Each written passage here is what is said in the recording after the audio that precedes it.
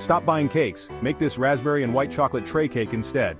Preheat your oven to 180 degrees Celsius or 350 degrees Fahrenheit and line a 9x13-inch tray with parchment.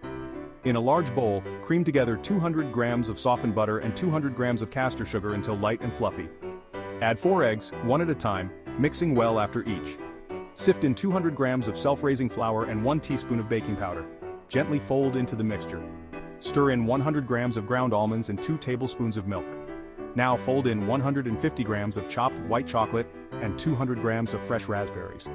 Pour the batter into your prepared tray and spread it evenly. Pop it into the oven for 25-30 minutes until a skewer comes out clean. Let it cool in the tray for 10 minutes, then transfer to a rack. For the topping, heat 100 milliliters of double cream until just boiling. Remove from heat, add 150 grams of white chocolate and stir till smooth. Cool slightly, then spread over the cooled cake. Decorate with fresh raspberries and a dusting of icing sugar. Slice into squares and enjoy. This raspberry and white chocolate tray cake is pure bliss.